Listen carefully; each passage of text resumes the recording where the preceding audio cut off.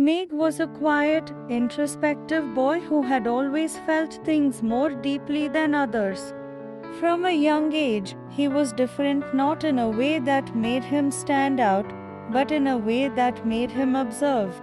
He saw the beauty in small moments and felt the weight of the world in ways that others seemed to overlook. When he met Inya, it was as if the universe had conspired to bring together two kindred spirits. Inya was the light to his darkness, the laughter to his silence.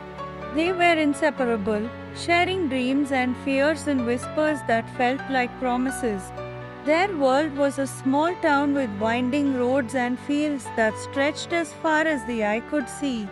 It was a place where everyone knew everyone, and yet, to Meg and Inya, it felt like their private universe. They spent hours under the old oak tree near the edge of town, talking about everything and nothing, carving their initials into the bark as if to make their love eternal. But fate has a cruel way of shattering dreams. One rainy evening, Inya was in a terrible accident. She was coming to meet Meg as they had planned to watch the sunset together.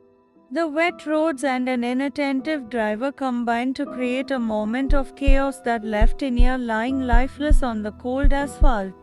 Meg's world shattered. The vibrant colors of his life dulled to grayscale, and he felt like he was living in a perpetual twilight. In his grief, Meg refused to accept Inya's death. His mind, fragile and desperate, conjured an image of her in ethereal version that only he could see. In his imagination, Inya was still there with him, just as vibrant and beautiful as ever. She laughed at his jokes, comforted him in his sorrow, and whispered sweet nothings in his ear. To the outside world, Meg seemed withdrawn and melancholic, but to him, he was living in a beautiful, albeit illusional, reality. Years passed. 16 long years. Meg carried the weight of his grief and his imagined happiness like a cloak. He never shared his feelings with anyone, locking them deep inside. His friends and family tried to help, suggesting therapy, offering their support, but Meg was lost in a world they couldn't understand.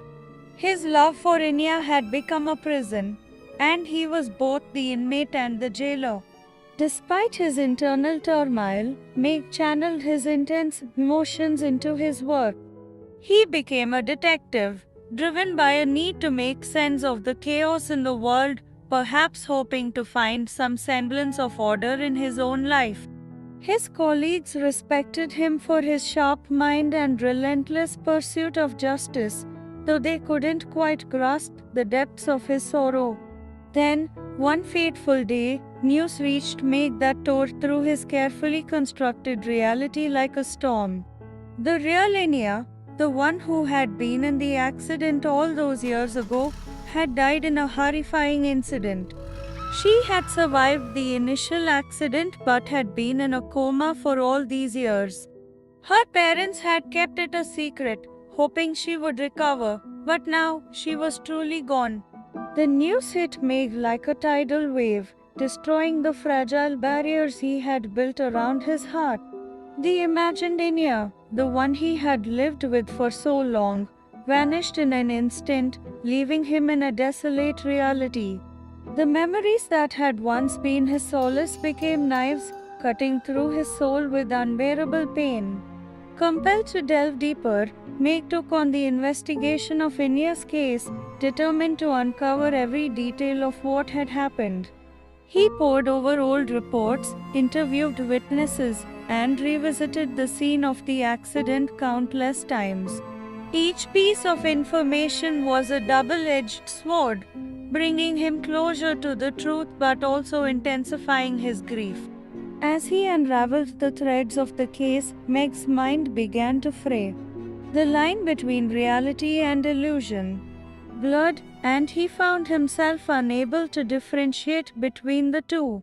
He saw Inya everywhere, in the whispers of the wind, in the flicker of candlelight, in the shadows of his empty room. His mind, once a refuge, had become a battlefield where he fought a losing war against his own sanity. In the end, Meg was left with nothing but memories. The good ones, the ones he had cherished, now felt like curses, reminding him of what he had lost. He wandered the streets of the town, a ghost of his former self, trapped in a cycle of grief and delusion. The boy who had loved so deeply had become a man broken beyond repair, his heart forever imprisoned by the ghost of a love that had once brought him to life.